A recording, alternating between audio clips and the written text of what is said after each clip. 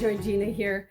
We are having a conversation about championing the different thinker and what that might look like. And by championing, I mean being an advocate for them. I mean standing up for someone. So a really great story I have about that, which I probably should have shared in the last video, but I'm just gonna share it now, was, I don't know, I think I was probably 10 or 11 years old. I was in school and someone was bullying me. They'd seen my spelling paper and that I'd gotten an F, and they were making fun of me. I remember I was standing in front of the coat wall, and this young boy was going at it pretty heavily verbally. Oh, you're so stupid, and oh my God, you can't spell, da da da.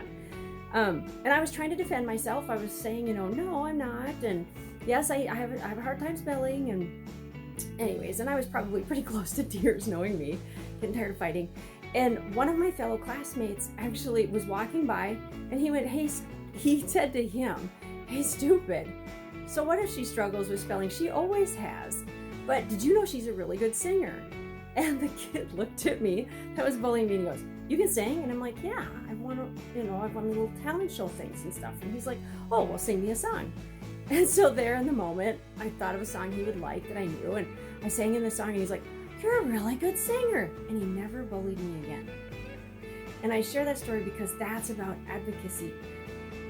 That peer, my fellow student that stood up for me, he basically did a switch. He said, "Well, so what? So what if she's not a great speller? If none of us care, it's not very powerful." It took the power out of the whole thing. And then he said, "But guess what? She's really good at this." What an amazing thing for an 11-year-old to be able to do for somebody else. And I always use that as an example because as adults, why aren't we doing that more, right? I was taught best by an 11-year-old how to be a really good advocate for somebody else.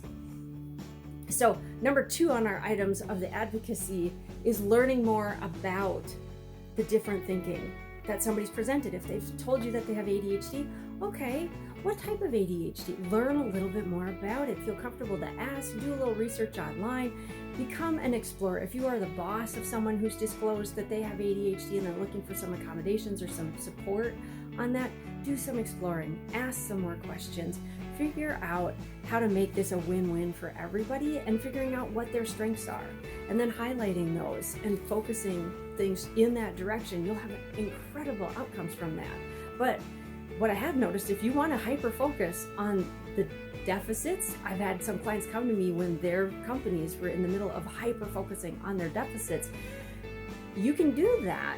It's not going to win you any great awards.